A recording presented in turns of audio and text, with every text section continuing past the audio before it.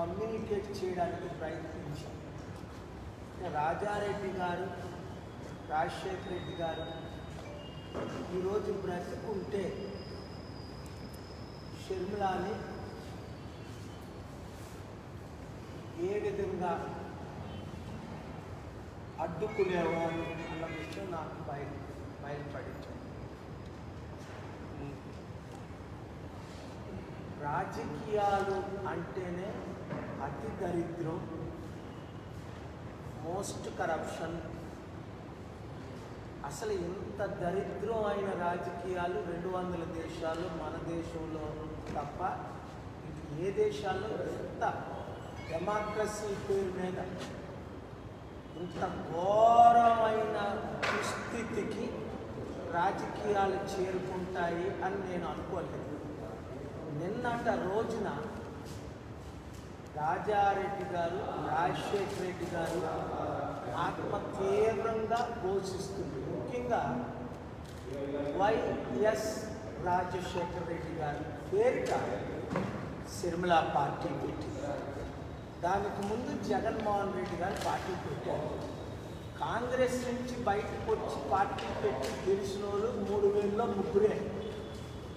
అక్కడ మహారాష్ట్రలో శరద్ పవార్, వెస్ట్ బెంగాల్లో మమతా బెనర్జీ, ఇక్కడ సౌత్లో జగన్మోహన్ రెడ్డి గారు.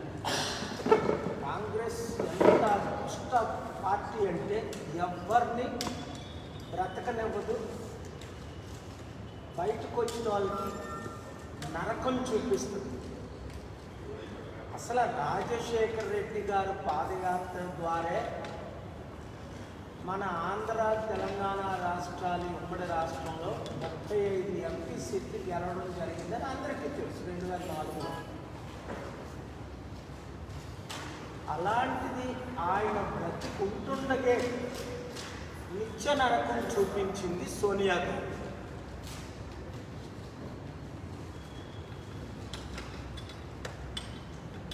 మరి ఆయన చనిపోయిన తర్వాతైనా వదిలిందా రాజశేఖర రెడ్డి గారిని సోనియా గాంధీ? ఆయన ఒక పెద్ద క్రిమినల్ లాగా, ఒక పెద్ద నరహంతకుడు లాగా, ఒక పెద్ద మోసగాడిలాగా ఘోరంగా చిత్రీకరించి కాంగ్రెస్లో ఉన్న ప్రతి ఎమ్మెల్యే 151 మంది సంతకాలు పెట్టి జగన్మోహన్ రెడ్డి గారిని సీఎం చెయ్యండి అన్న ఎంత గర్విష్టో సోనియా గాంధీ అర్థం చేసుకోండి. నన్ను అడిగారు, నేను రోసయ్య గారి పేరు చెప్పాను, అది అందరికీ తెలిసిన విషయం. 2007 జూన్ 8 ఈనాడు జ్యోతి పేపర్లో ఫ్రంట్ పేజీలో వచ్చింది. రాజశేఖర రెడ్డి పోతారు, రోసయ్య సీఎం అవుతాడని మీరు 8 పేజీలు చదివారు. ఆయనకి నాకు ఉన్న గొడవలకి కారణం కూడా రాజశేఖర రెడ్డి గారికి నాకు ఉన్న గొడవలకి ప్రధాన కారణం సోనియా గాంధీ.